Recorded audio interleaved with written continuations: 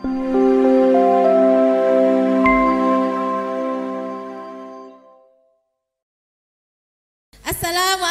warahmatullahi wabarakatuh. Masya Allah. Alhamdulillah, semangat ya ibu-ibu ya. Ini pagi-pagi, Ahad pagi, kumpul sama-sama di Masjid At-Taubah ya Ustazah ya. Iya, mau belajar sama-sama ibu. Saya juga masih belajar ya. Ibu-ibu semuanya pasti udah punya, ada yang punya putra udah besar? Ada yang mungkin baru-baru punya adik-adik kecil, anak-anak kecil? Iya, kita sama-sama belajar ya ibu ya. Oke, semangat ibu. Alhamdulillah. Bapak tadi mana yang satu? Oh ganti, oke. Bapak ikut semangat ya Pak. Oke. Ibu perkenalkan, nama saya Nino Indriani.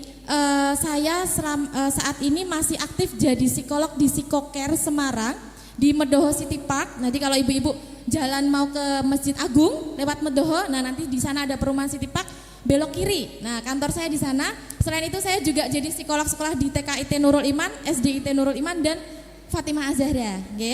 Oke, itu sedikit tentang pekerjaan saya sehari-hari gitu. Untuk sehari-hari saya berkecimpung dengan anak-anak ibu dari pagi sampai malam. Ketemunya anak-anak terus. Selain itu juga ketemu sama ibu-ibunya yang kadang konsultasi, tanya, Bunda kenapa ya anak saya gitu. Nah hari ini kita mau belajar sama-sama terkait apa ini? Masalah si kecil. Oh ternyata kecil, anak-anak kecil kita ini yang imut-imut gemes-gemes ini mereka punya masalah ya ibu ya.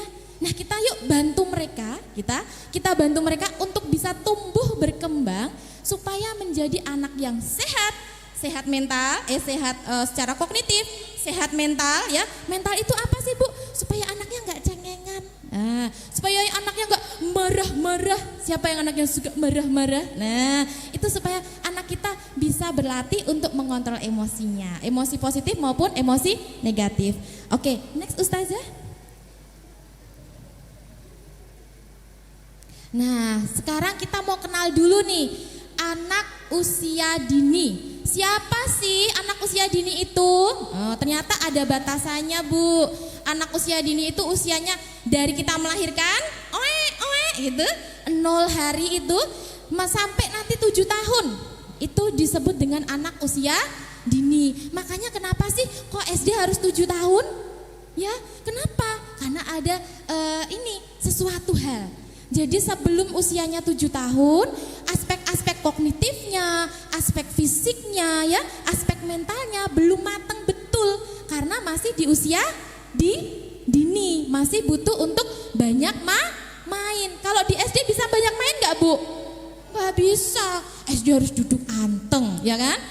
Harus pagi-pagi udah harus bangun. Kalau usia dini masih TK, ayo sayang bangun, masuknya masih setengah 8, jam 8 masih boleh. Kalau SD, jam 6 kalau belum berangkat telat nggak bu? Telat. Kalau umurnya 7 tahun ke bawah pasti banyak dramanya karena memang belum siap seperti itu. Oke, kemudian ini tadi terkait dengan perkembangan khusus pada anak usia dini ya, beda sama anak 7 tahun ke atas seperti itu. Boleh lanjut Ustazah? Oke, nah ini yang paling penting bu. Anak usia dini, mereka ini perkembangan otaknya lagi bagus-bagusnya. Jadi segala sesuatu yang dia lihat, dia terima, misal ini anaknya yang seringnya diomelin mulu. Kakak gak boleh. Itu bahaya. Kira-kira jadi apa bu anaknya? Dikit-dikit jadi penakut. Nanti lama-lama kalau mau sekolah gini, nggak maunya sama mama aja. Ada nggak yang kayak gitu? Ada kan? Ada ada. Itu bisa jadi karena seringkali kita nakut-nakutin. Di sana ada penculik, gitu. Di sana bapaknya nanti diculik bapaknya. Kasihan bapaknya dong. Bapaknya nggak kenapa-napa disalahin, ya kan? Kasihan nggak bapaknya? Itu karena dampak dia melihat cara kita mengasuh gitu. Padahal niatnya kita supaya anak kita nggak kemana-mana, nggak diculik gitu ya bu ya. Tapi ternyata salah sekali seperti itu. Kemudian masa golden age ini apa yang dilihat, apa yang dirasakan akan membuat sinap-sinap yang ada di otak mereka itu menyambung atau mutus. Loh, kok bisa putus bu? Kenapa? Bisa jadi kebanyakan HP. Ih, HP itu bahaya loh Bu. 0-2 tahun tuh nggak boleh Bu dikasih HP. Tuh, iya Kak, nggak boleh kata Bu Nino. Oh jangan Bu Nino lagi yang disalahin ya. Jangan Bu Nino lagi gitu. Kadang-kadang orang tua gitu yang disalahin tuh kata Bu Guru. Bukan kata Bu Guru ya Ibu ya, nanti ada tekniknya ngomong sama anak. Oke, nanti Bu Nino kasih tahu ya. HP, TV yang tersambung sama YouTube, sama apa itu Wifi ya, YouTube, nonton YouTube lama-lama, laptop itu ternyata bisa berdampak terhadap perkembangan saraf otak. Kenapa? Akhirnya sinap-sinapnya nggak terstimulasi Bu.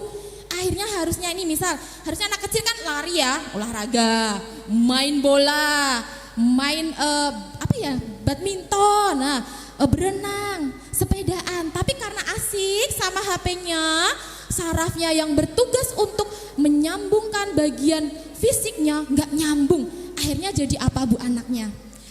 Kalau disuruh belajar pasti gini, enggak capek gitu nggak? Ada nggak? Ada. Itu HP Bu biasanya. Kalau nggak TV kebanyakan gitu. Terus ada juga yang gini, karena HP akhirnya kalau diajak ngomong, iya, cuman gitu doang. Kalau disuruh cerita, ayo Kak cerita tadi ngapain di sekolahan? Enggak tahu tadi ngapain. Kenapa?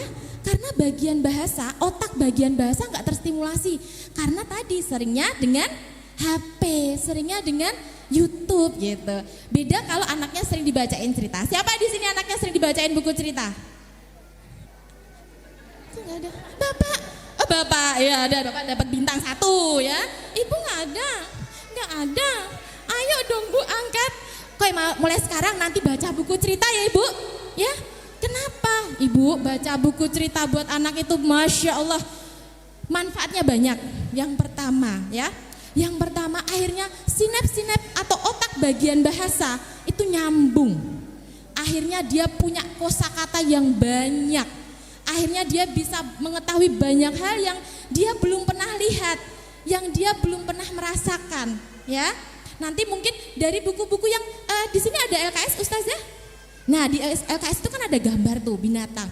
Bisa mulai dari cerita di situ. Adek, ini sapi toh Dek, makannya tuh rumput Dek. Rumput itu Dek, kalau sapi makan gini, nyom. Suka nggak anaknya kalau diceritain gitu? Suka. Coba kalau ini, Dek, sapi makan rumput nyam. Suka nggak Bu anaknya? Enggak ya toh. Kalau kita ceritanya seneng, anaknya seneng nggak Kak kalau ceritanya ambil gitu? Adik tahu sapi seneng ya. Nah jadi yang jadi ustazahnya jangan cuman yang di sekolah, di rumah juga ya. Harus bacakan buku cerita minimal 1 hari sekali. Dicoba ya Ibu. Itu sangat bagus untuk meningkatkan kognitif bagian bahasa. Bu Nino udah kasih clue-cluenya nih di awal nih. Oke, next Ustazah. Nah ini dia Bu, ada 3 aspek yang harus kita stimulasi, kita intervensi sebanyak-banyaknya sebelum terlambat. Kenapa? Karena nanti kalau sudah usia 7, itu perkembangan sinaps saraf otak itu melambat, lebih perlahan. Mumpung masih usianya ini manis-manis banget ya kayak gini nih Bu, kita kasih stimulasi sebanyak-banyaknya. Insya Allah setelah 7 tahun kita yang enak. Kita tinggal, ayo sayang kita belajar, ayo mama, pasti gitu. Cuman kalau kita nanti baru nunggu, nanti aja 7 tahun, udah Bu, kita kayak, ayo Dek, lari Dek, adiknya masih gini, bentar mah, gitu, pelan banget pasti. Gitu ya, jadi supaya nggak terlambat, yuk mulai sekarang, mulai mumpung masih KB, TKA, TKB, belum terlambat TKB ya, kita stimulasi. Pertama, perkembangan fisik. Fisik itu terkait dengan 2 hal, motorik halus, motorik kasar. Kadang ada nggak Ibu gini, kamu kok belum bisa sih pegang pensil? Anaknya dimarahin, ada Bu? Ada. Tahu nggak Bu, itu bukan salah anaknya Bu, karena stimulasinya kita belum pas. Nah nanti belum kasih tahu stimulasinya harus apa. Ada anak yang belum bisa duduk anteng di kelas, ada nggak Ustazah? Ada. Itu kenapa? Motorik kasarnya belum mateng. Motorik kasar itu apa? Kemampuan untuk ngontrol gerak tubuh belum mateng, jadinya dia ketika di sekolah belum bisa duduk tenang. Nah terus itu tugasnya siapa? Nuhun sewu, bukan tugasnya Ustazah nih bukan belain loh ya. Ini tugasnya kita, ini loh, tugasnya ibu-ibu, bapak-bapak, bapaknya cuma 1, 2 tadi bapaknya. Tugasnya bapak-bapak ya, bapak juga punya tugas ya, oh bapak di luar ada ya. Kenapa? Nah, ini harusnya juga bapak-bapak ikut harusnya. Karena mengasuh anak itu nggak cuma ibu, nanti bapak-bapak ya di rumah diajak ngobrol, dikasih makanan kesukaannya dulu. Papa yuk, sama-sama yuk ngasuh anak ya, diajakin papahnya ya. Karena kalau cuma mama aja yang ngasuh itu kurang maksimal. Apalagi kalau anaknya yang cowok itu butuh sosok ayah untuk apa? Untuk mengembangkan kepribadian. Itu anak cowok. Anak cewek butuh sosok ayah untuk meningkatkan kepercayaan diri. Ya, kepercayaan diri dan harga diri di lingkungan sosial seperti itu. Kemudian perkembangan sosial emosional. Perkembangan sosial emosional ini terkait dengan tadi harga diri, rasa malu, takut, cara bersosialisasi atau berinteraksi dengan teman. Ada yang nggak di sini maunya sama ustazahnya aja atau maunya sama ibunya aja. Terus ketika di lingkungan sosial susah berinteraksi ada yang seperti itu ya. Nah, itu nanti kita cari tahu gimana cara merubahnya, mengintervensinya nuwun sewu. Kemudian yang terakhir perkembangan kognitif. Nah, kognitif ini biasanya terkait dengan bahasa, terus matematika ya. Matematikanya bukan yang matematika perkalian nggih. Matematika yang sederhana untuk anak usia dini, memahami konsep ukuran ya, bentuk, kelompok. Bentuk kelompok misalkan segitiga harus dengan segitiga ya, kemudian ukuran panjang pendek, banyak sedikit seperti itu, kemudian jumlah benda, kemudian menyamakan dengan angka itu termasuknya di bagian kognitifnya. Oke, nah 3 hal ini bisa sangat terhambat apabila misal bukan penyebabnya ada 2, fungsional dan non fungsional. Fungsional itu karena memang ada permasalahan dalam perkembangan otak sejak anak usia kelahiran. Jadi semenjak lahir atau semenjak dalam kandungan memang udah ada masalah, itu fungsional. Dan non fungsional itu akibat atau dampak dari pengasuhan. Misalnya tadi penggunaan gadget berlebihan, ya, kurangnya stimulasi atau perhatian dari lingkungan atau pengasuh di rumah seperti itu non fungsional penyebabnya. Nah nih permasalahan-permasalahan yang sering muncul dan Bu Rino beberapa bulan belakangan ini sering menangani hal ini.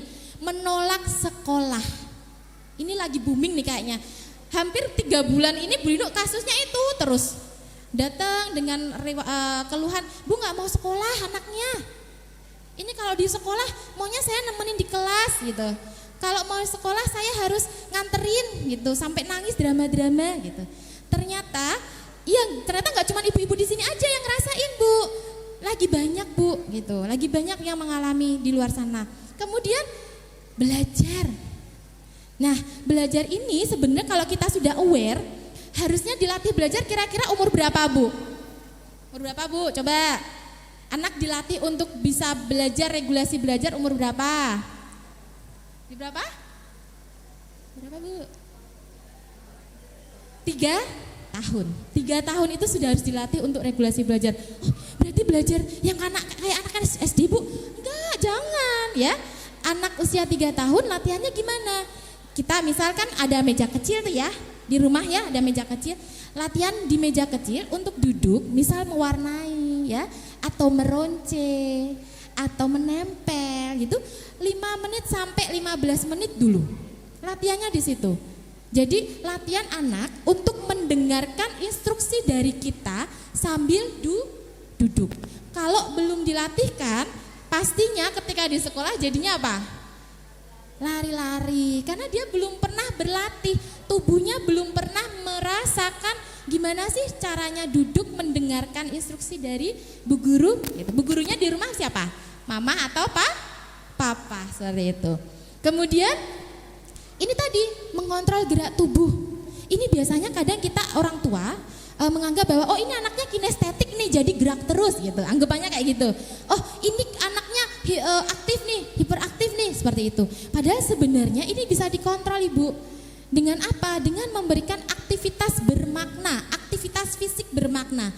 Jadi untuk anak-anak yang gerakannya sangat banyak itu biasanya harus diintervensinya dengan cara apa? Dengan melakukan gerakan berulang yang gerakan berulang berbeda. Misal habis gerak lompat kemudian jalan papan titian, kemudian merangkak, kemudian ambil kelereng sambil jalan. Akhirnya kan dia berlatih untuk ngontrol ya Bu, nggak lari terus gitu ya. Itu bisa dicoba untuk anak-anak ibu yang ibu rasa ini kok aktif banget ya gitu. Latihannya seperti itu, olahraga. Karena memang yang dibutuhkan anak-anak di usia dini itu gerak fisik. Kalau untuk SD bilangnya olahraga gitu.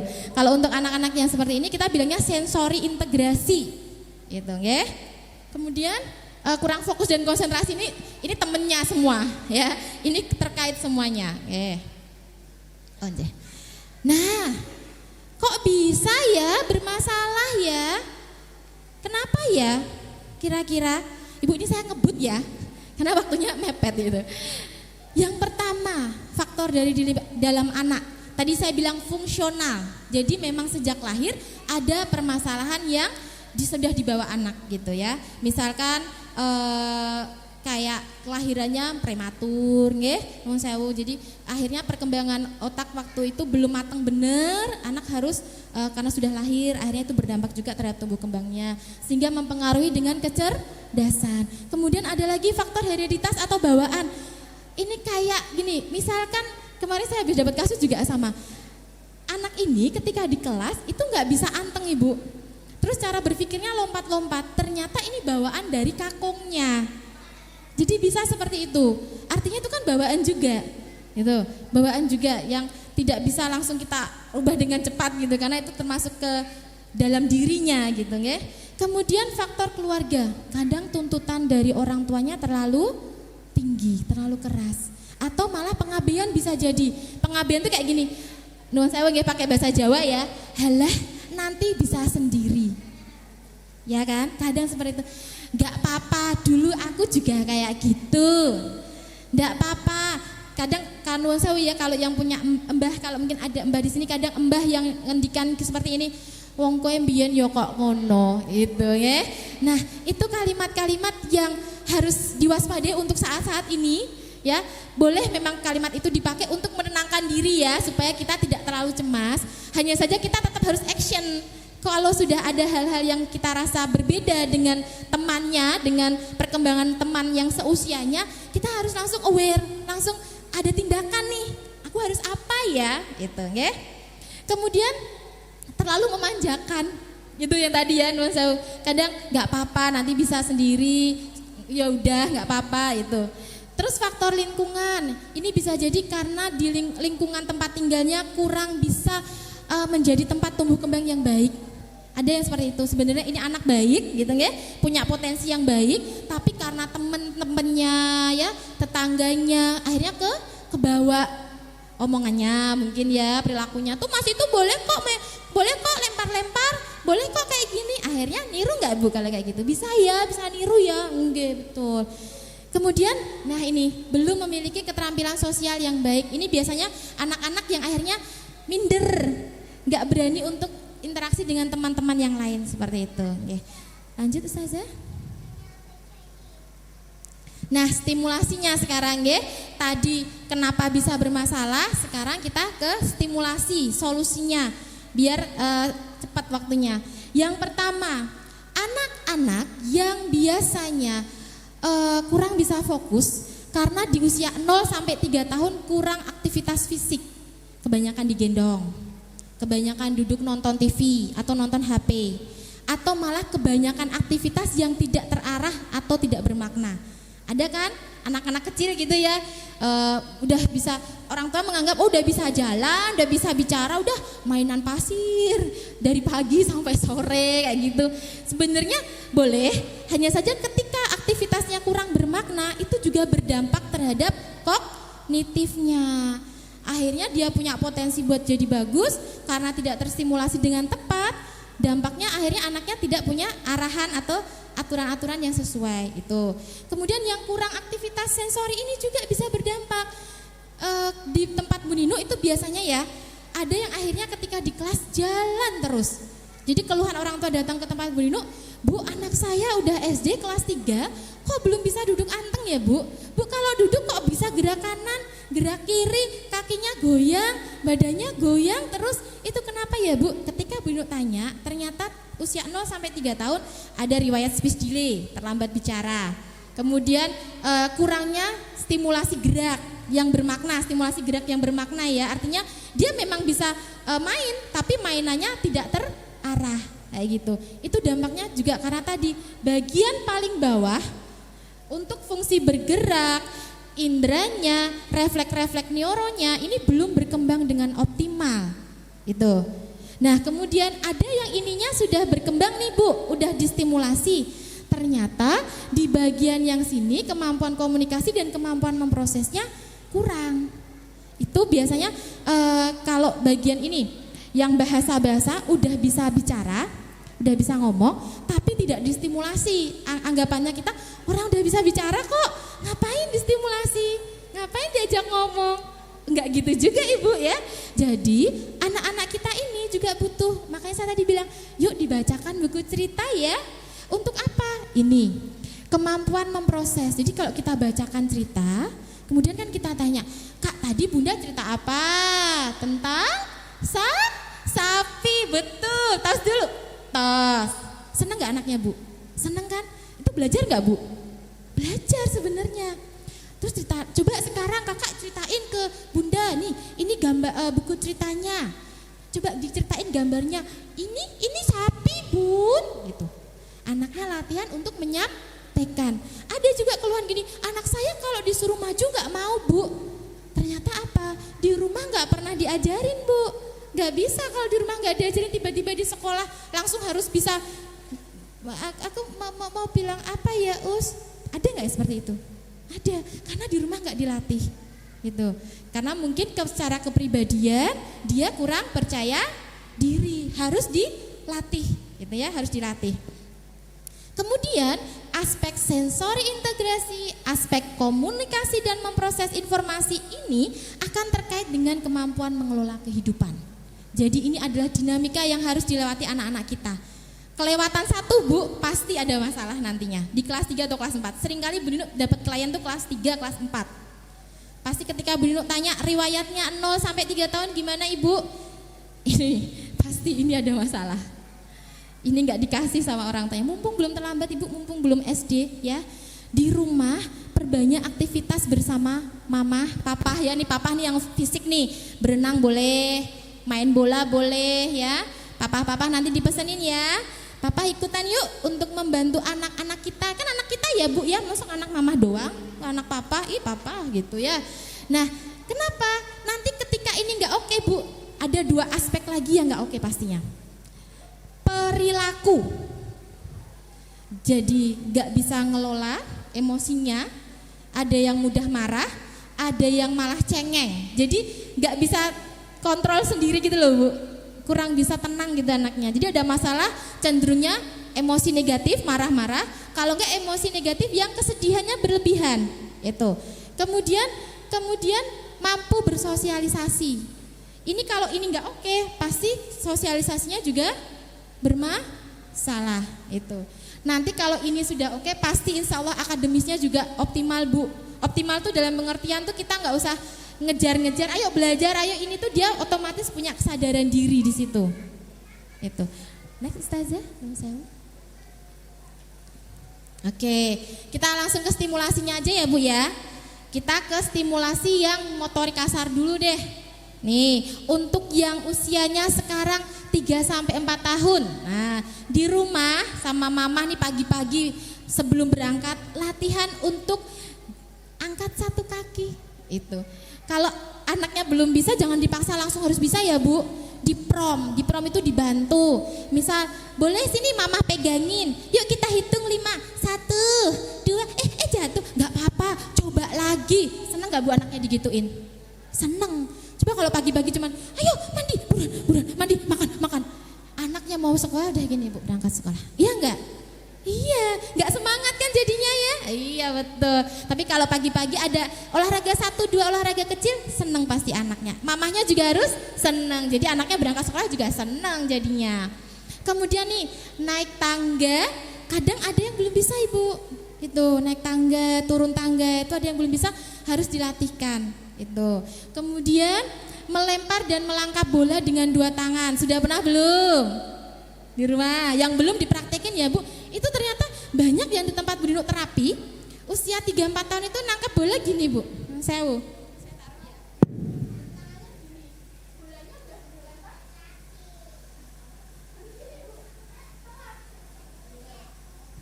Kenapa kok bisa seperti itu? Karena respon dia dalam melihat, kemudian geraknya belum terlatih. Itu fungsinya buat apa? Nanti buat belajar di sekolahan juga Bu.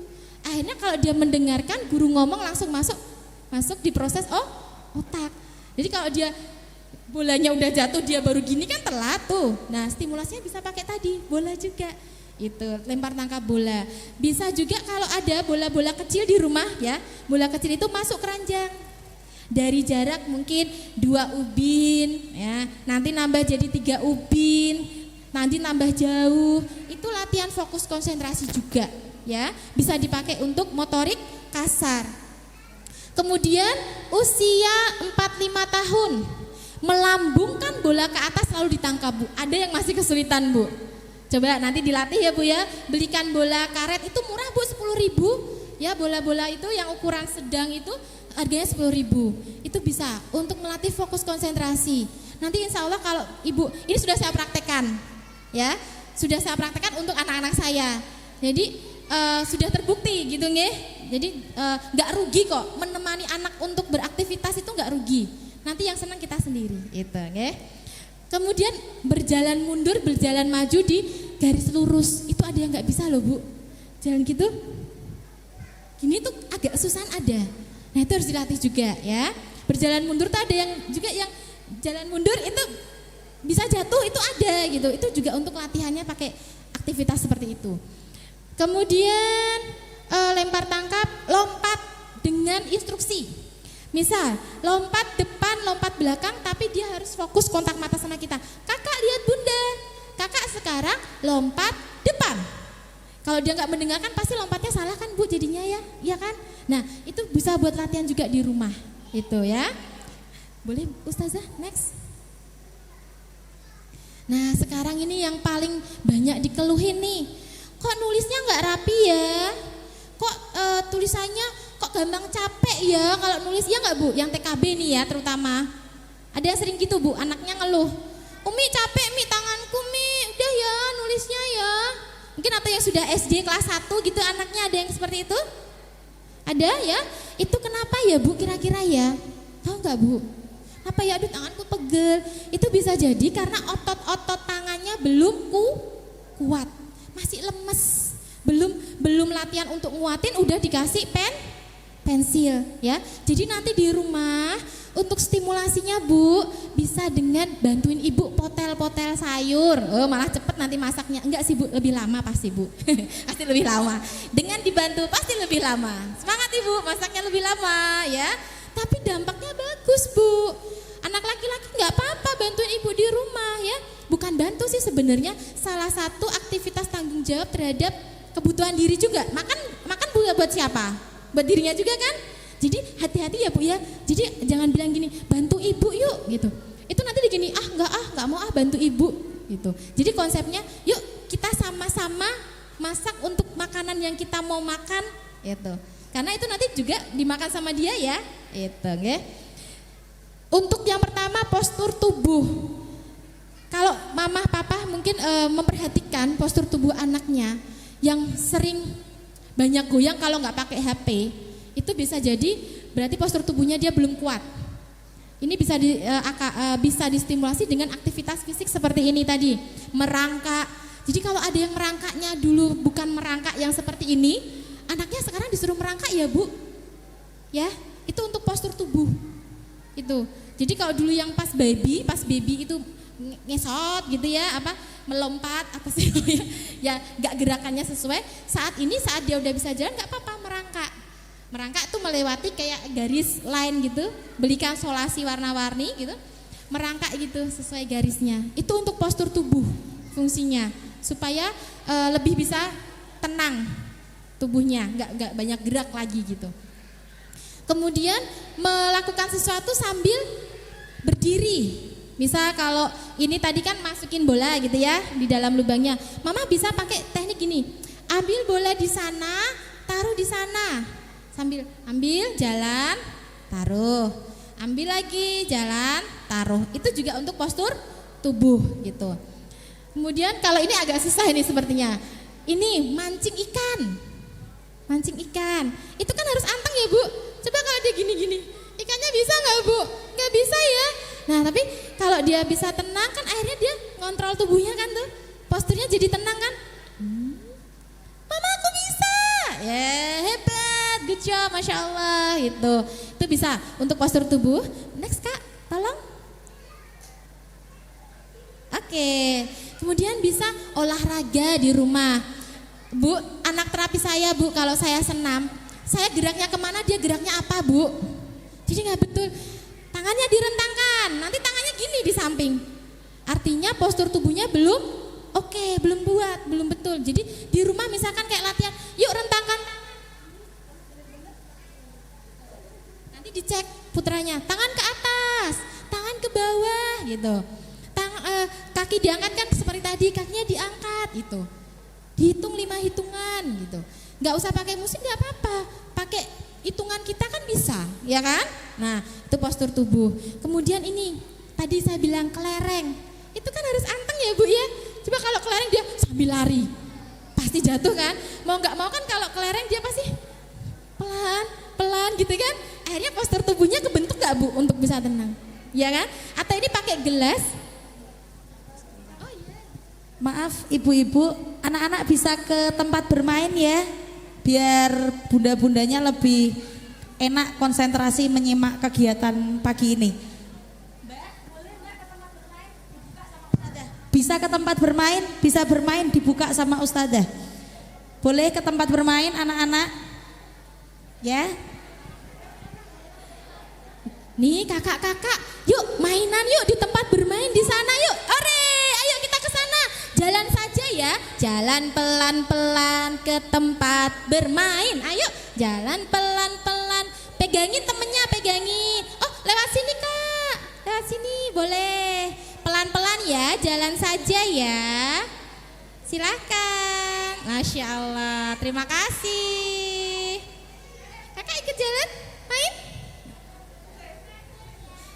Oke, sekarang kita lanjut lagi Ibu ya.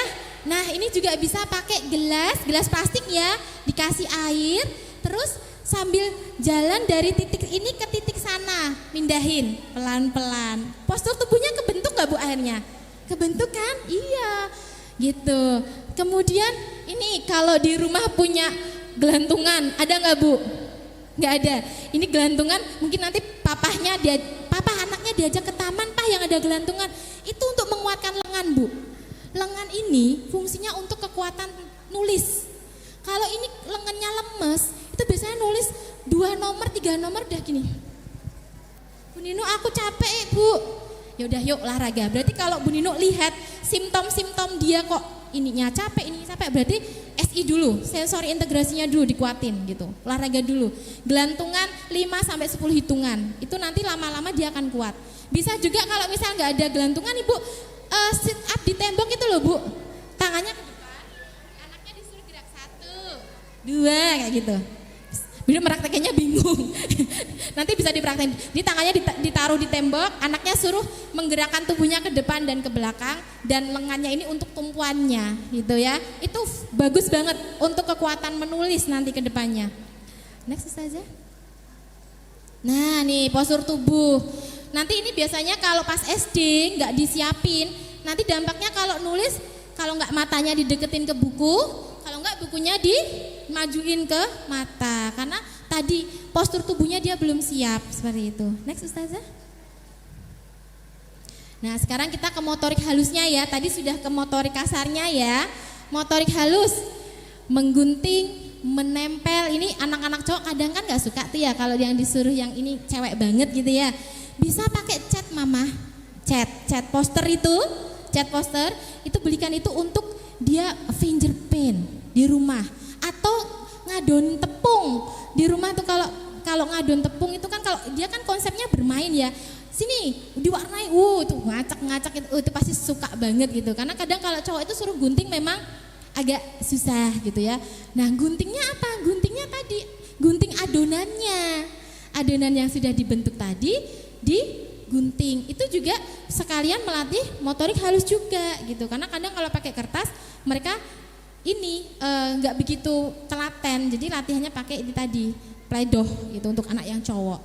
Kemudian melipat.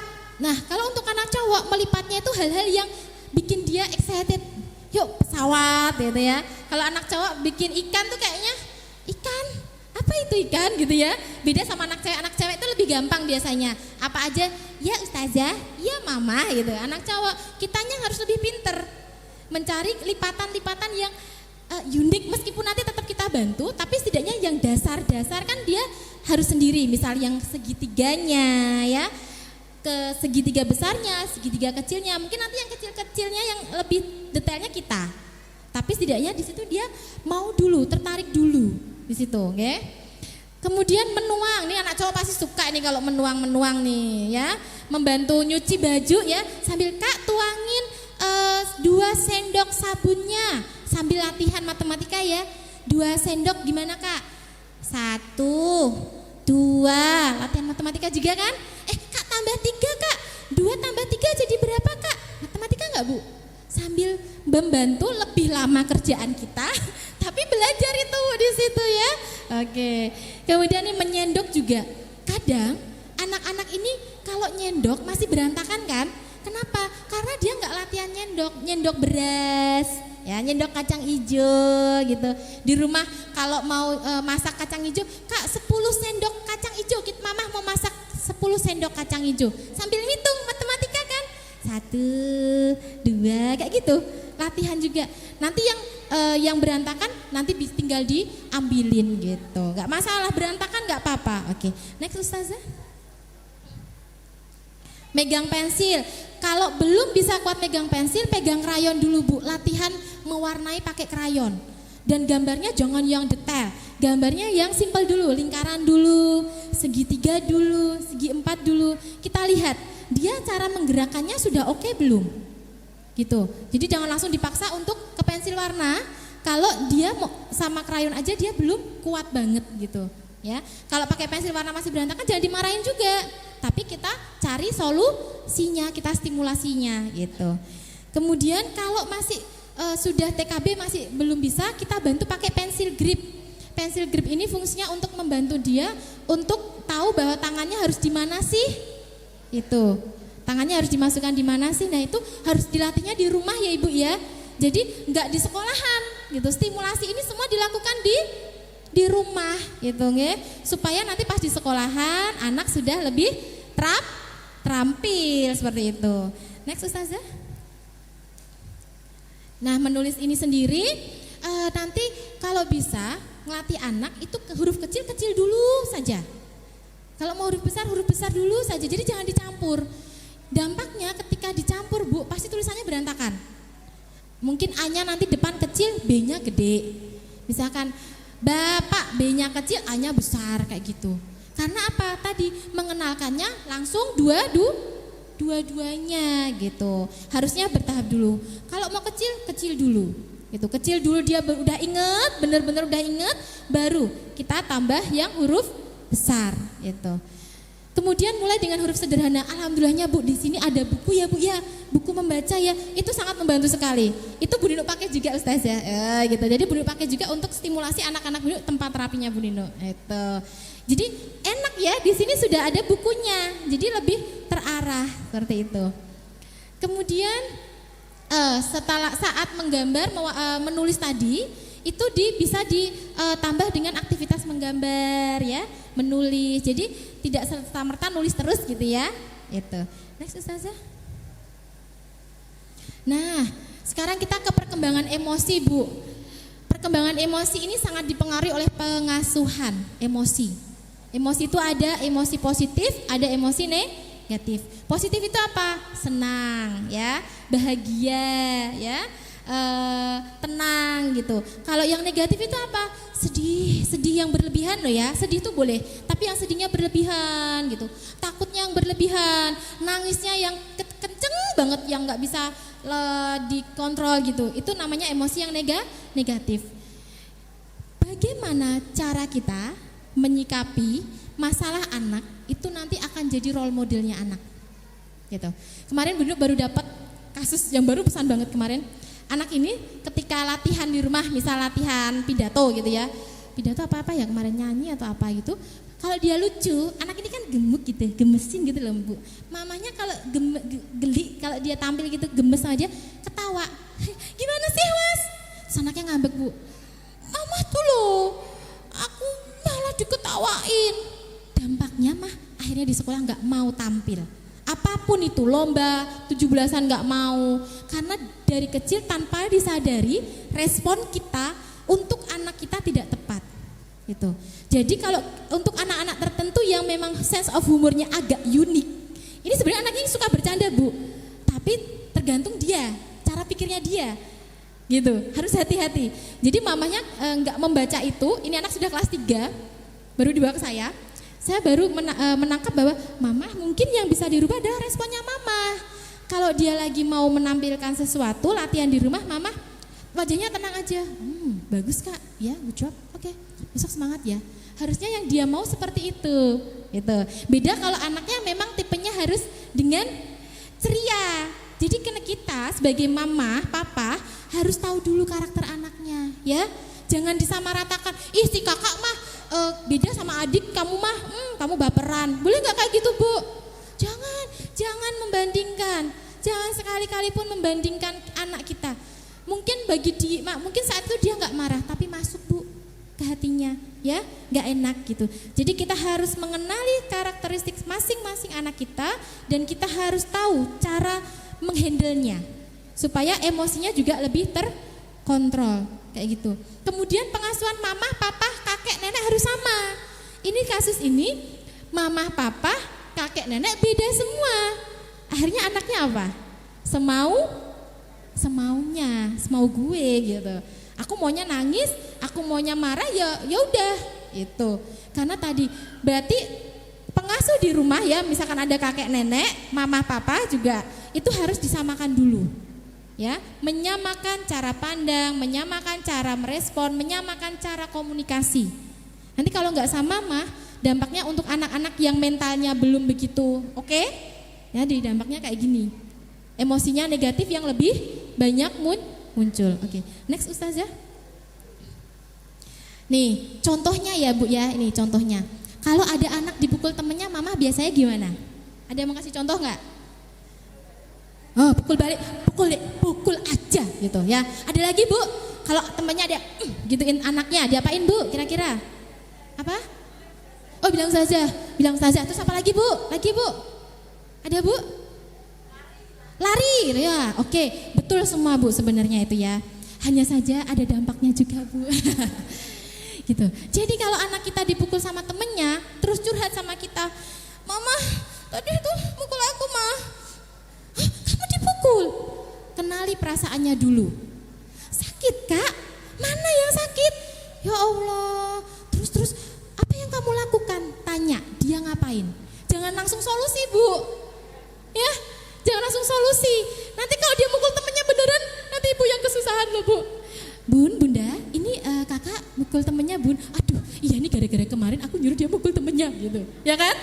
Ini kejadian bener Bu gitu. Jadi yang pertama kita lakukan, kenali perasaannya. Dipukul sakit gak sih Bu? Sakit tuh Bu. Ibu deh, kalau sama tetangga dijulitin sedih gak Bu? Sedih kan ya? Tuh, kalau sedih pengen curhat sama papanya gak dengerin, bete gak Bu? Bete kan? Sama anak kita juga. Kalau dia lagi sedih, dia lagi sakit, perasaannya dulu yang kita terima. Mana Mas? Mana yang sakit? Ini sakit. Gitu ya. Sakit ya Mas? Ya Allah, kasihan nih. Mau dikasih obat sama Umi? Kasih obat ya. Pasti anak bilang gini, enggak kok Mi, udah sembuh kok. Ya enggak? Ya kan? Pasti gitu. Benar, udah sembuh. Benar ini loh, lihat gitu. Karena udah dipraktekin sama Bu Nino. Pasti kayak gitu.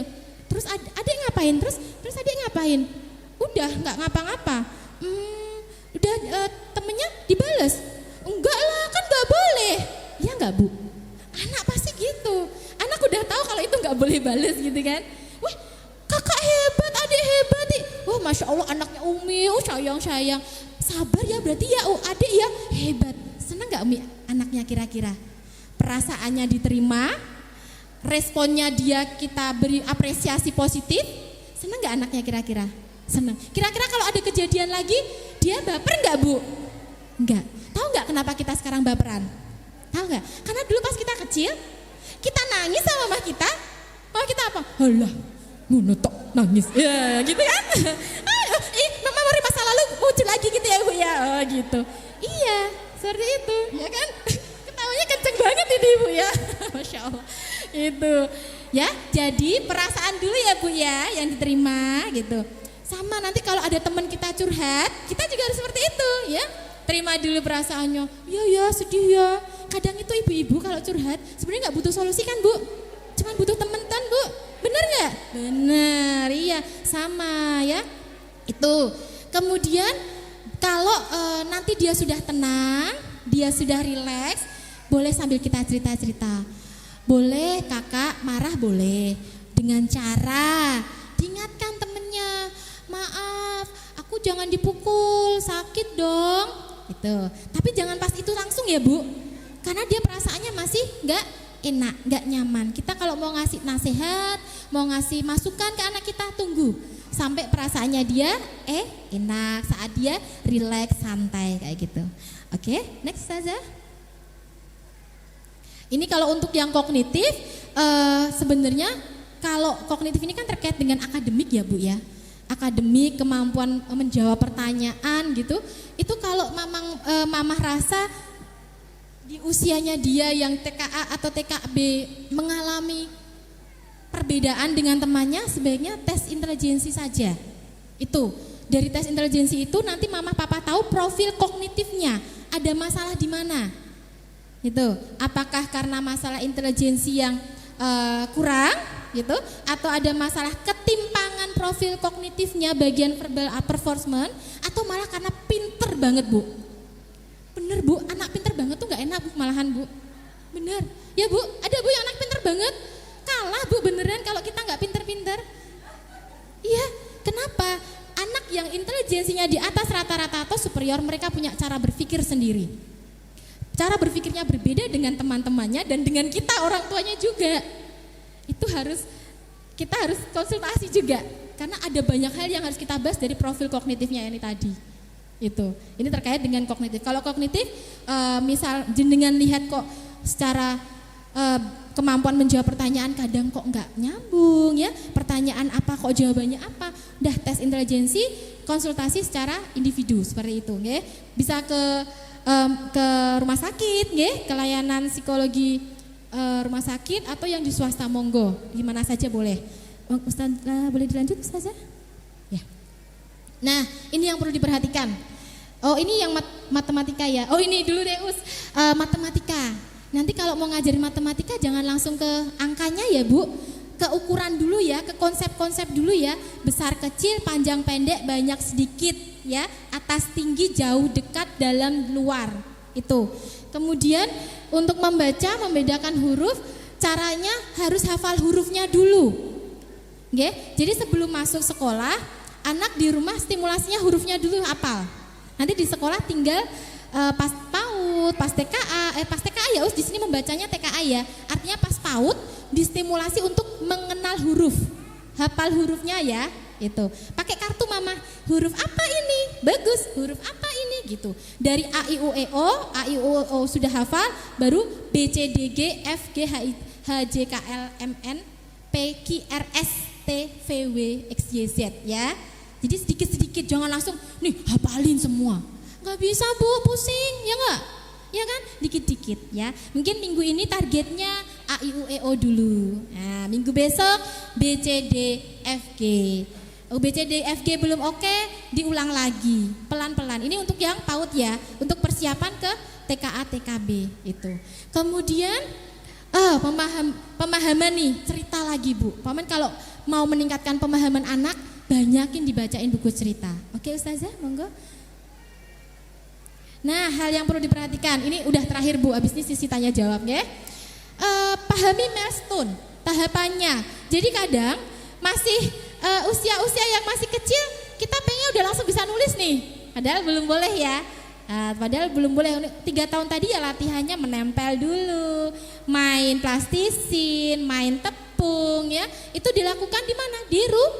Di rumah gitu. Jadi jangan pingin langsung pokoknya anakku ini sekolah harus di sekolah jadi pinter gitu. Gak bisa Bu ya. Yang menyiapkan anak itu kita orang tuanya, bukan bu gurunya, bukan sekolahannya, tapi kita nyiapkan anak kita untuk siap ke sekolah itu. Kemudian sesuaikan harapan dengan kondisi ya. Kalau kita sudah tahu kondisi anak kita, misal intelijensinya di tahap yang mana nih, ya kita nggak boleh maksakan dia harus sama seperti temennya yang si A, si B, si C, nggak boleh ya. Kita harus memahami, oh anak saya kemampuannya sampai di sini, saya harus meningkatkannya sesuai dengan kemampuannya saat ini gitu. Aktif membantu, mendukung, menyediakan alat dan peralatan yang dibutuhkan. Kira-kira bisa nggak Bu tiba-tiba anaknya menempel, cari gunting sendiri, nyari lem sendiri, gambar sendiri gitu, bisa nggak? Nggak bisa ya, harus kita yang menyiapkan ya. Berikan pujian. Nih, hati-hati jangan seringkali memberikan reward barang. Ketika seringkali kita sedikit-sedikit, nanti beli es krim, nanti jalan-jalan, nanti dibeliin papa ini, beliin mama ini. Dampaknya anak effort atau usahanya untuk melakukan sesuatu karena imbalan. Sebisa mungkin rewardnya adalah kalimat, sentuhan, pelukan ya, waktu kita bersama dia. Itu lebih berharga buat mereka ya, dibandingkan benda-benda. Karena benda-benda itu Bu, itu sementara. Misal kita belikan mobil-mobilan, kalau sudah rusak udah kan momennya sudah selesai saat itu. Tapi kalau kita rewardnya adalah makasih ya sayang sudah berusaha, terima kasih ya sudah melakukan ini, terima kasih ya kamu sudah berjalan tadi pelan-pelan. Misalkan dia sukanya lari-lari nih, udah jalan pelan-pelan, kita kasih reward. Itu lebih bagus buat mereka itu ya, dibandingkan benda. Kemudian yang perlu kita hindari, tidak membanding-bandingkan anak kita dengan adiknya, dengan kakaknya, dengan diri kita. Kadang gini, mama dulu gitu aja bisa kok. Aduh jangan ya ibu, beda zamannya ya, beda kemampuannya, beda orangnya juga gitu. Tidak meletakkan harapan yang terlalu tinggi. Pokoknya kakak harus juara 1. Itu nanti anaknya tertekan ibu ya, itu anaknya nanti bisa tertekan. Kemudian aktivitasnya tidak monoton, tidak itu saja, jadi anaknya tidak merasa jenuh nggih.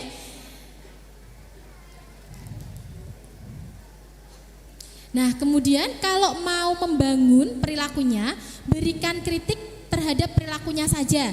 Maaf ya kak, tadi bunda kurang suka karena kakak memukul temannya, saya kayak gitu, dengan nada-nada yang tegas tapi tidak memarahi, dengan mimik wajah yang tepat tapi tidak lembek juga. Kadang ada yang gini, jangan temannya jangan dipukul. Kira-kira anaknya gimana Bu ketika mamahnya gitu? Ini mamahku marah, sedih, bingung nggak Bu anaknya? Bingung kan? Jadi mimik wajah itu harus penting. Latihan Bu di kaca. Bu Nino juga dulu nggak bisa. Ya marah aja, gitu ya. Dan latihan di kaca, kak, boleh nggak seperti itu? Kalau mukul temennya, baik nggak? Kasihan nggak temennya? Besok lagi yang baik ya, tangannya dijaga ya. Kalimatnya selanjutnya adalah kalimat positifnya, ya, gitu. Jadi ketika kita bilang tidak atau jangan, harus kita lengkapi dengan kalimat baiknya. Jangan cuma jangan lari Bu. Ya, adek jangan lari, jalan saja yuk, jalan yuk gitu. Ditekankan di kalimat yang positifnya itu. Oke, itu materi Bu Nino hari ini. Harus Bu Nino ringkas karena Bu Nino cuma punya waktu 1 jam ya Us ya. Supaya nanti ibu-ibu bisa lebih banyak bertanya. Oke, sampai jam berapa Ustazah? 10:30. Oke, monggo dari Bu Nino pemaparan materinya cukup sekian dulu. Kalau ada yang bertanya, kita masih punya waktu 20 menit. Silakan, bisa dibantu Ustazah.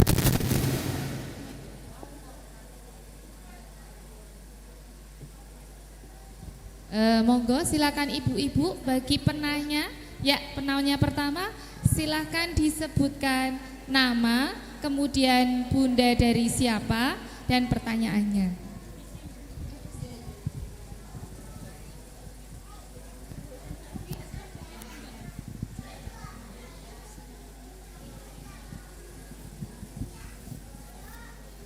Assalamualaikum warahmatullahi wabarakatuh. Nama saya Yani, bunda dari Al-Fatih. Mohon maaf agak keras ibu.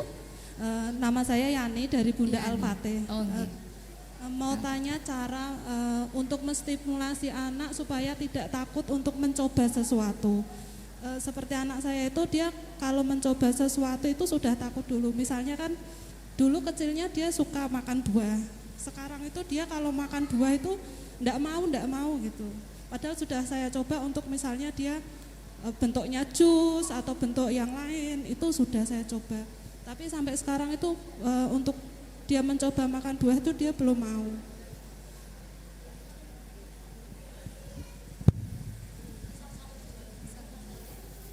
Monggo. Terima kasih Mama Yani, mamahnya Mas Fatih nggih.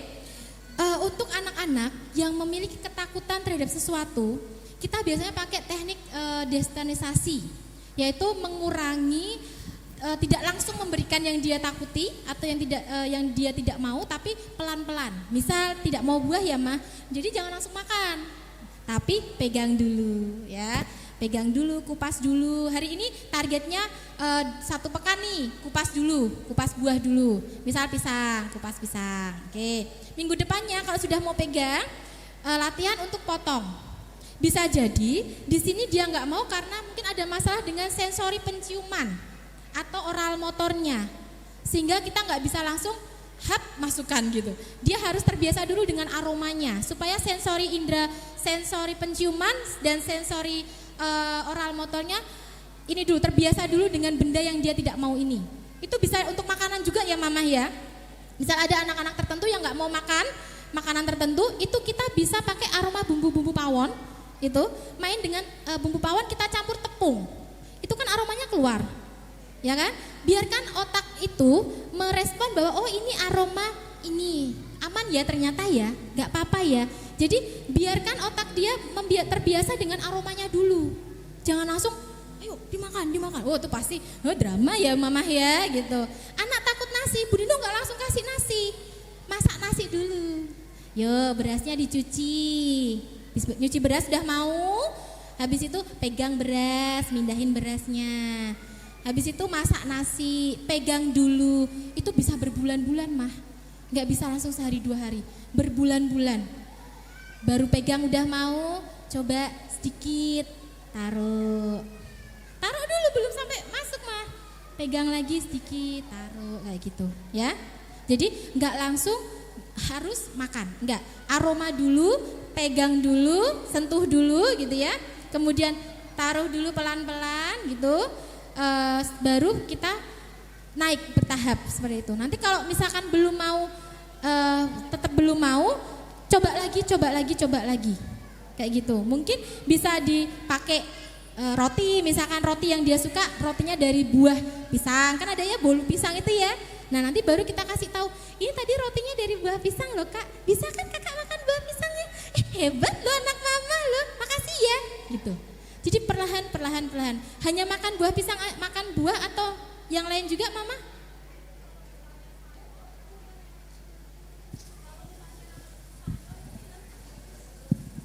Kalau makan sayur tuh dia lihat bentuknya dia enggak mau. Tapi kalau selama ini kan masih tetap saya haluskan, dia enggak terlihat bentuknya dia mau. Oke, gitu.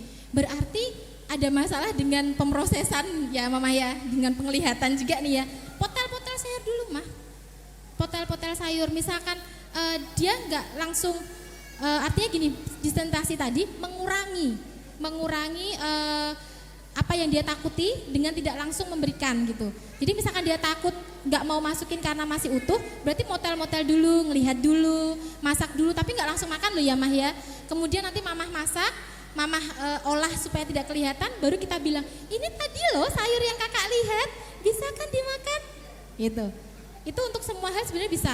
olahraga tertentu yang misalkan dia takut gitu, itu juga nggak bisa langsung kita ayo gitu, enggak. Kita kenalkan dulu pelan-pelan. Dan waktunya nggak bisa langsung sehari 2 hari mah. Untuk sikat gigi mau nggak mama? Mau. Oral motornya nggak ada masalah untuk mengunyah? Aman ya mama ya? Oh gitu. Rasa kecut, asam gitu suka nggak mah? Cenderung ke manis. Manis. Bisa jadi ada hiposensitif atau hipersensitif terhadap rasa. Mama berikan coba jeruk, itu jeruk nipis mama iniin ke sendok, itu latihan itu untuk biar oral motor lidahnya terbiasa dengan rasa-rasa lain selain manis. Itu biasanya anak-anak terapi berinduk kalau yang seperti itu mama terapinya sikat gigi, itu penyikatan bagian pipi, kemudian rasa yang kecut, pedas itu, tapi memang sedikit-sedikit, jangan langsung banyak, nanti kaget anaknya. Itu sedikit-sedikit, coba aja setetes gitu, pakai pinset gitu boleh, atau pakai sendok, kalau tes gitu aja supaya dia merasakan, ini nggak apa-apa ya, ternyata ya aman ya, kayak gitu. Cuman memang harus dengan kitanya juga harus tenang. Kita nggak boleh heboh. Kalau kitanya heboh, itu anak pasti langsung wah gitu, langsung heboh juga pasti. Jadi mimik wajah kita harus tetap tenang juga itu, oke? Nanti bisa dicoba ya mama ya. Oke, monggo. Jazakumullah.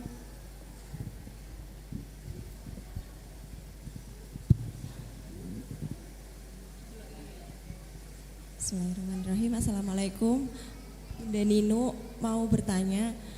Jadi anak saya itu kadang-kadang tuh konyol. Ya enggak kadang sih sering banget konyol. Contoh konyolnya itu seperti ini. Mau pakai lendang, udah dipakai lendang. Nggak mau pakai lendang, kayak gitu terus, dan itu berulang-ulang terus. Setiap dia terantum kayak gitu. Nah, apakah itu normal atau gawaan bayi, ataukah itu apa itu gimana gitu loh. Saya sampai sama yang tinya sama ayahnya tuh sampai aduh lelah banget. Apalagi saya ibu muda yang sabarnya setipis tisu. Jadi sampai saya tuh mending gak usah ngomong anak gitu. Mending tak kasihin ke yang ngomong gitu loh, karena dia tuh konyol banget gitu. Kalau di rumah tuh kayak gitu. Sampai ustazah tuh nggak tahu kemarin itu waktu dia itu konyol. Pakai motor. Nggak mau pakai motor, nggak mau. Kayak gitu terus, dan itu berulang. Nah, apakah itu bermasalah dari diri dia? Apakah saya harus gimana gitu loh? Gitu, makasih. Makasih mama. Lucu ya ini anaknya ya mah ya. Minta lendang, dikasih lendang nggak mau ya gitu. Seringkali perilaku ini muncul baru-baru ini atau dari awal dia sudah bisa berbahasa seperti itu? Dari bayi, dari 1 tahun. Ketika dia seperti itu, apakah respon orang sekitarnya selalu memberikan yang dia mau?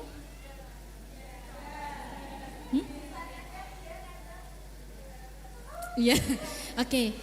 Ini dampak dari apa? Ketika bayi baru langsung gendong, ya enggak? Oh gitu. Gitu mah. Jadi kalau yang mau punya program baby lagi, kayak gitu. Wah, aku nggak mau. Jangan gitu. Kalau adik bayi nangis, itu jangan langsung digendong ya. Diginiin. Ini misalkan adik bayi. Mana adik bayi ya? Apa sayang? Oh gendong. Oh sedih ya? Minta gendong ya? Kenapa sih? Mau apa? Nanti kan dia buka mata tuh, gitu kan? Ya kan? Nah, kalau kayak gitu tunggu dulu sebentar lagi. Mau gendong, kan ngobrol tuh. Akhirnya kan telinganya terstimulasi enggak? Matanya terstimulasi enggak untuk mendengarkan, untuk melihat, ya kan? Oh gendong, oh tuh ulu-ulu sayang, masya Allah, baru gendong. Minta apa? Oh susu. Mama bilang apa? Susu. Gitu. Kalau langsung baru kita aja udah gendong, akhirnya dia nggak belajar apa? Mendengarkan. Dia nggak berlatih untuk apa? Melihat.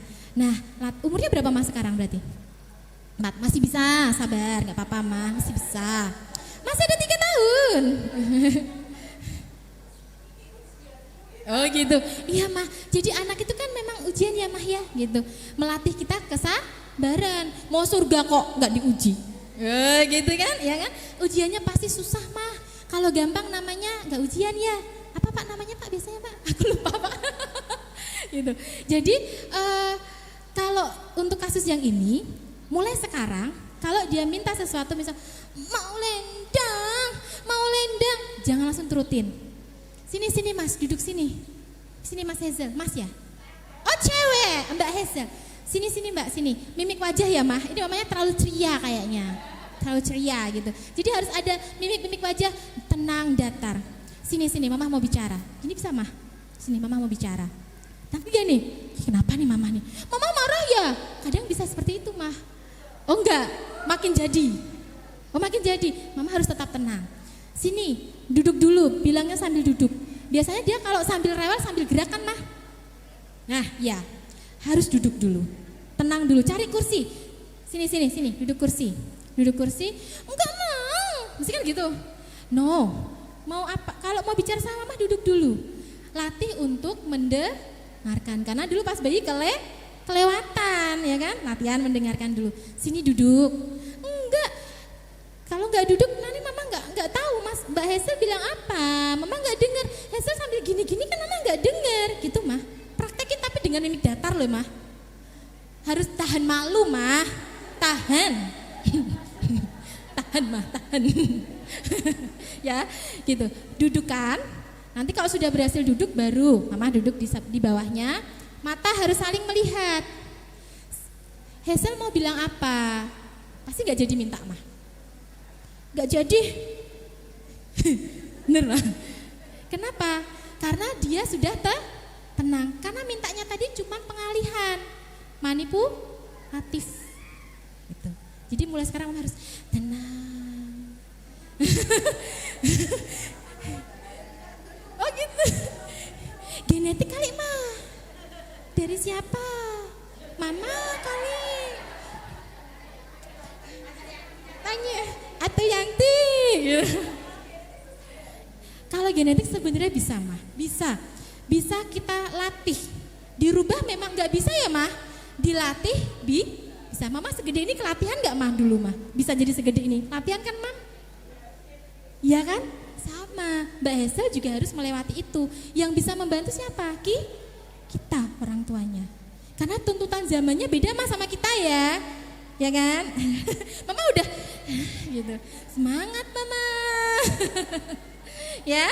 Jadi harus kondisi dia duduk. Duduk baru kita feedback. Mbak Hazel minta apa? Mau apa? Itu untuk semua hal ya Mama. Mama lain juga bisa dipakai ini ya.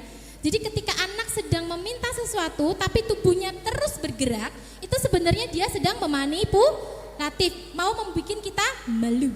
Padahal seharusnya yang malu siapa? Dia. Jadi bukan kita yang malu. Ya kalau dia kayak gitu kita diam aja. Misalnya di restoran, anaknya tantrum, lempar tas, jangan diliatin Mah, diginiin aja, udah kita makan.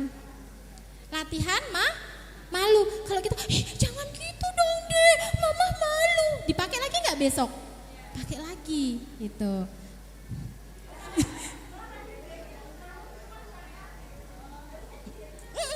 Iya. Cuekin Mam, dia seperti itu dicuekin dulu. Nanti kan dia gerak sendiri. Masa dia mau lama-lama di situ kan juga nggak mungkin. Mau masak mau kabur, ini Mama kok nggak datengin aku. Nanti kalau dia udah agak reda, udah nggak yang godrak-gadruk gitu ya, sudah bisa duduk. Itu Mah. Kalau Mama sambil emosi, Mam, ini piring pecah, iya kan? Kayaknya karakternya mungkin hampir sama kayak Mama. Oh beda, karena biasanya kan watak kan separuh papa, separuh mama ya. Terus kadang kalau ini karakternya bedanya jauh, anaknya jadinya Masya Allah ya, papanya pendiam. Ya, mamanya sanguinis ya, ceria gitu ya, Masya Allah ya. Jadi banyakin bersabar gitu ya, latihan terus untuk bisa mama juga tenang dalam menangani Mbak Hazelnya gitu. Kalau mama sambil emosi mah, pasti anaknya juga ikut emosi gak mah? Iya gak? Iya kayak gitu. Jadi anak yang karakter kayak gini kita harus dengan tenang. Sama kayak tadi ceritain anak cowok tadi yang kalau dia sebenarnya dia pinter mah, ranking 1 terus mah. tapi nggak berani tampil. Kenapa? Karena sering diketawain gitu. Padahal anaknya sebenarnya humoris juga, tapi dia nggak suka kalau dia sedang melakukan sesuatu kita kayak dengan gitu atau ngetawain gitu, dia nggak mau gitu. Jadi ekspresi wajah, latihan di cermin. Nanti kalau malam-malam papa ini, kamu kenapa Toyang? Ini loh pak, latihan mimik wajah gitu, biar awet muda gitu ya. Gitu mama ya. Oke, ada lagi mama? Maaf, tinggal 2. Tadi kan sudah ada TKB, TKA. Saya mau PAUD. Dari PAUD 1 coba. PAUD, nggih.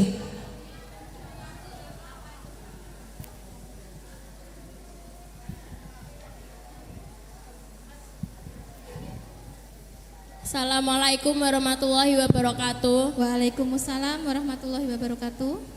Perkenalkan, saya Nurul Umi dari Muhammad Hafiz Al-Farizi dari KB1. Saya mau menanyakan Bun, anak saya ini kan masih usia 3,5 tahun.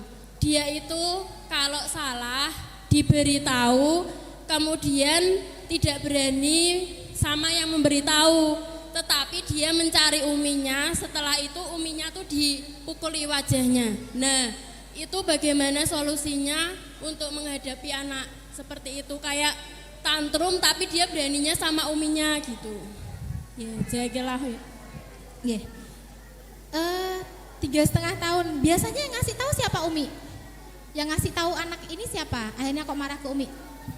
Misal di depan abinya dia melakukan kesalahan, kan dikasih tahu abinya, tapi dia itu tidak berani sama abinya, terus ke saya, tapi memukulnya ke saya gitu. Responnya Umi saat dipukul gimana?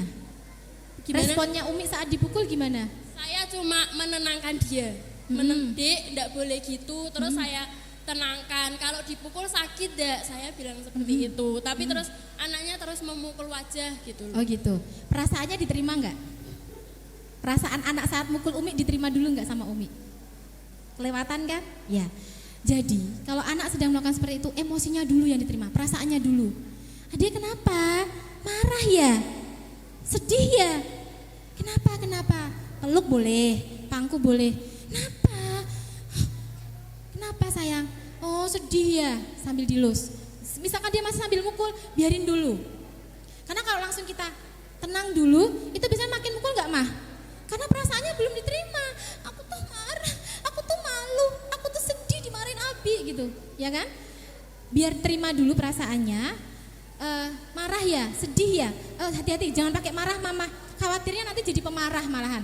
Sedih aja. Adik sedih ya, dikasih tahu. Jadi jangan bilang Abi marah ya. Sedih ya karena dikasih tahu sama Abi. Takutnya kalau kita bilang Abi marah, Abi ngomong dikit aja pasti Abi marah nih. Jadinya gitu enggak? Karena apa? Role model kan, mendengarkan kan, itu. Terima dulu perasaannya, gendong. Boleh digendong, boleh dipangku sambil dipok-pok. Gitu kalau dia udah tenang, dia sudah tenang, sedihnya sudah berkurang. Sedihnya masih banyak apa masih udah sedikit? Gitu dulu. Udah sedikit ya? Kenapa? Boleh, Mama boleh cerita sama Umi kenapa? Terima dulu perasaannya. Baru, tadi kan komunikasi efektif tadi ya. Baru kita menerima perasaannya, baru kita tanyain kenapa. Kalau mau ngasih edukasi, nanti setelah dia benar-benar rileks, setelah dia benar-benar tenang. Anak kalau lagi kayak gitu Mi, kita bilang jangan dipukul, sakit gak dipukul? Gak tahu, pokoknya perasaanku lagi marah, lagi sedih, ya enggak? Kita aja kalau lagi bete gitu ya, emosi ya Bu ya nggak mau ya, pokoknya nggak didengerin sama ini sebetulnya bete gitu. Sama anak kita juga kayak gitu ya, perasaannya dulu diterima, digendong boleh, gendong anak yang masih TKA TKB boleh loh Bu, kan masih kuat kan, boleh loh, nggak apa-apa gitu. Kalau dia memang lagi emosinya nggak enak, terima dulu, walaupun kadang salah ya anaknya ya, kadang walaupun dia yang nakal duluan gitu, jangan langsung kita kan kamu duluan yang nakal, jangan Bu, kasihan dia belum bisa ngontrol emosi gitu. Jadi kita bantu untuk mengelola emosinya biar tenang gitu ya Umi ya, itu bisa dicoba, semangat.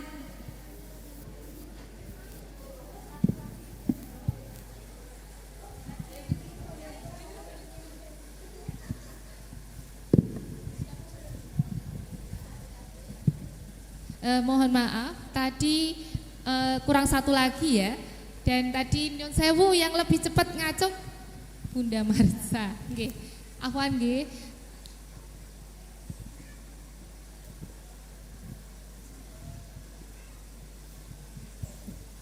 Assalamualaikum, Bunda Nino, saya bundanya Marisa dan Ulia PAUD.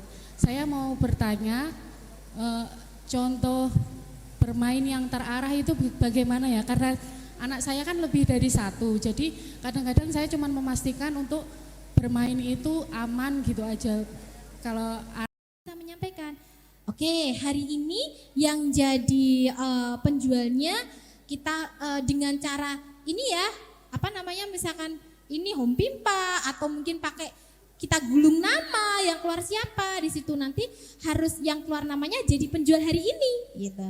Yang berarti besoknya baru yang namanya ada di dalam botol. Itu negosiasi, latihan komunikasi juga kan sebenarnya. Itu bermain terarah seperti itu. Jadi bermain terarah itu adalah kita ada di dekatnya, tidak asal mereka bermain kayak gitu. Kita arahkan. Misal lagi kalau untuk anak cewek jualan, jadi pembeli, masak-masakan gitu.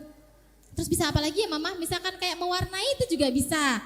Kayak siapa yang jadi bu gurunya, siapa yang jadi muridnya, atau mama yang jadi bu gurunya, anaknya jadi muridnya kayak gitu. Itu main terarah seperti itu. Jadi main terarah adalah ada orang dewasa di dekat anak yang mengarahkan, ada target gitu. Cukup jelas mama? Oke, terus. ودعاء يا رب لك الكون ينادي وفق من جاءك يسعى